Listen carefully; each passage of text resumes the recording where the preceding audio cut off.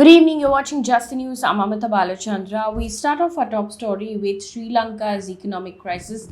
There's absolute chaos in Sri Lanka at this point in time, and let me take you through what's going on. Sri Lanka has now declared a state of emergency as thousands of people mobbed the Prime Minister's office after reports said that the country's president Gotabaya Rajapaksa flew to the Maldives.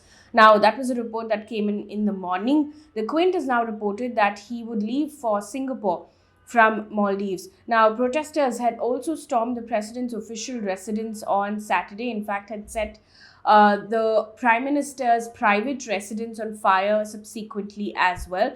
Parliament will elect the president's replacement on the 20th of July. In fact, Sri Lanka's defense chief has now asked party leaders to decide the way forward.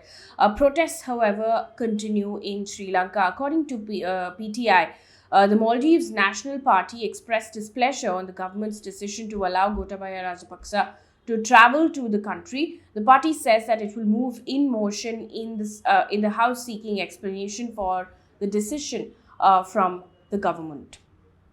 Meanwhile, Sri Lanka Prime Minister Ranil Wickremesinghe has been appointed as the acting president of the country. Wickremesinghe has told the military to do whatever is necessary to restore order after protesters stormed his office.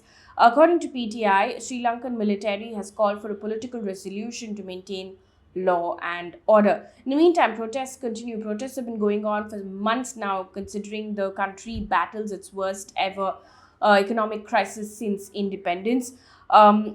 People have been struggling for food. There's lack of medicines. There are daily power cuts, and basic essential items are also massively low in stock. Now, protesters continue to occupy the president and prime minister's official residence.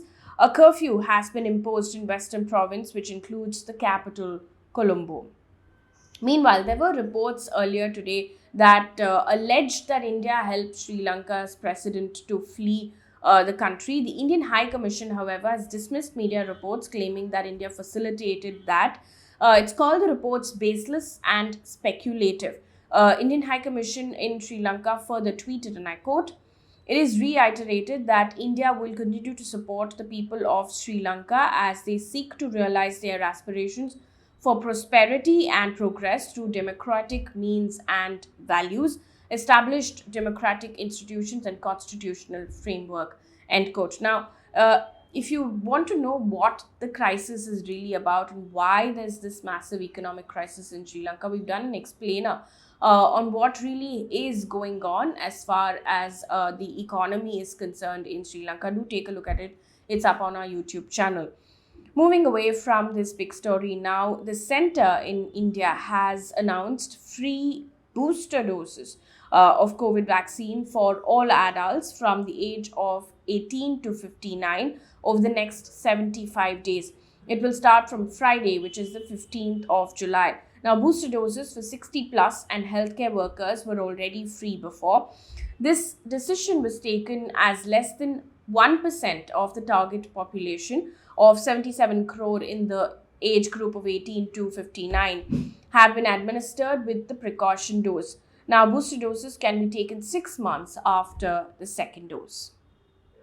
Meanwhile, an update on the number of COVID cases in the country. India has reported 16,906 new COVID cases and 45 more deaths over the last 24 hours. This is 24% more than the number of cases reported yesterday. Maharashtra, Kerala, Tamil Nadu have reported the highest tally with over 2,000 cases each. An update on heavy rains across different states because several states are grappling with floods and landslides. In Maharashtra, because of the heavy rains, the PMC, PCMC, Palghar and Gadchiroli districts have decided to close all civic and private schools tomorrow, which is the 14th of July. Now, IMD has issued a warning for Maharashtra's Pune, Satara, Solapur, Sangli and Kolhapur districts. In the meantime, 2 people of a family were killed and 2 other family members were rescued following a landslide in Vasai this morning. A portion of a hillock came crashing on an illegal chawl in Vasai East. Now, death toll due to rain and flood situation in various districts of the state has risen to 89. Also, the news, according to a report by the United Nations, India would be the world's most populated country next year, which is in 2023, surpassing China's numbers. In 2050, in fact, the country is projected to have a population of 1.668 billion, way ahead of China's 1.317 billion. Also in the news, according to Global Gender Gap Index released by the World Economic Forum in Geneva, India has ranked 135 out of 146 nations. Now, India's ranking has improved slightly by 5 places from last year's 140th place. In 2020, India ranked 112th place among 153 countries on the index. Now, the countries are ranked based on scores across 4 main sub-indexes: economic participation and opportunity, educational attainment, health and survival, and political empowerment. On the top of the list is Iceland, which ranks the highest. Finland is second, and followed by Norway, New Zealand, and Sweden. On to business news right now. Twitter has sued Elon Musk for violating his $44 billion deal to buy the social media platform. Now, the platform asked a Delaware court to order Musk to complete the merger at the agreed $54.20 per Twitter share. Now, the lawsuit is said, and I quote, Musk apparently believes that he, unlike every other party subject to Delaware contract law, is free to change his mind, trash the company, disrupt its operations, destroy stockholder value, and walk away, end quote. Now, on Friday, Musk had said that he was terminating the deal because Twitter violated the agreement by failing to respond to requests for information regarding fake or spam accounts on the platform. Meanwhile, prices of CNG and PNG in Mumbai were hiked by 4 rupees and 3 rupees respectively. Now, CNG will be available in Mumbai at 80 rupees per kg, whereas PNG will be available at 48.50 rupees per standard cubic meter.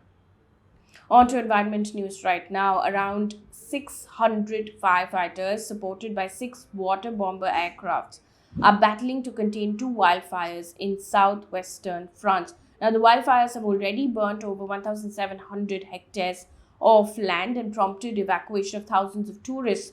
Now, just like other regions of Europe, France is currently suffering from a second heat wave of the year.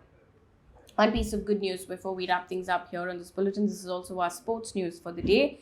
India pacer Jasprit Bumrah has become the world #1 ODI bowler in the latest rankings released by the ICC. Now, he recorded his best bowling figures in ODIs by taking 6 wickets for 19 runs against England on Tuesday. It is being dubbed as his career best performance. India won against England by 10 wickets. That brings us to the end of this bulletin. Thank you so much for watching. Good night.